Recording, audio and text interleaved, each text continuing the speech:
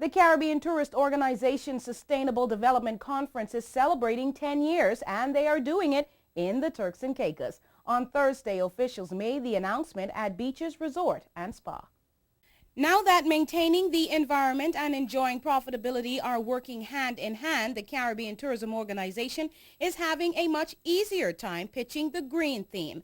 And in a country which boasts being beautiful by nature, it is no wonder the CTO has chosen the Turks and Caicos as the destination for its 10th Sustainable Development Conference. It is such a delight for us at this 10th conference and this very important date for us to indicate to the world, by reason of talking about the 10th, this is not something that we just started.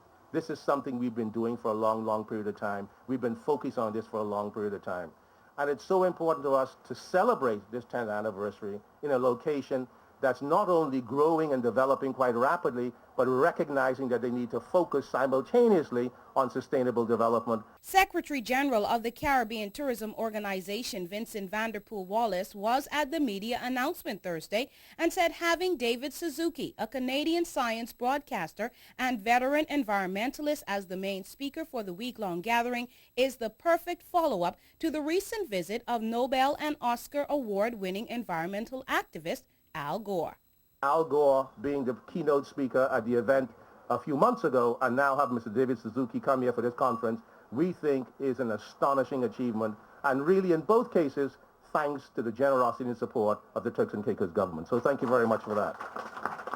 Carnival Cruise Lines, Sedera, which is responsible for regional disaster management, and dive industry professionals will all be on the list of presenters and facilitators at the conference. We caught up with Mr. Vanderpool Wallace and Premier Honorable Michael Mizik, who carries the tourism portfolio, after the briefing, and they agree that how a country treats its environment has become a prerequisite for vacation choice. We talk about sustainability, and many developers think that this is added costs without any added revenue. But now when the customer is saying, I want to go to those places that are practicing sustainable development, then the developers begin to understand, I better do this in order to make sure that people come in my direction and maintain my profitability. So the two are intertwined, because if we don't have profitability, we don't have sustainability. A lot of people, even when they choose to go to whether it's resorts or marina, they even check to see whether it's Green Globe certified. And so, and for us, we don't want to. We want to lead the way, not jump on the bandwagon with a buzzword. We want to make real inroads into the green movement. And as I said, as a small country, we can be a big example of what sustainable development is all about.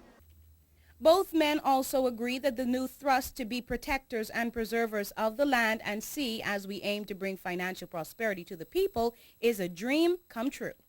More and more people are beginning to take it serious. It's a real, I mean, years ago when Al Gore was talking about it, people thought he was a, well, I think George Bush even referred to him as a, whatever.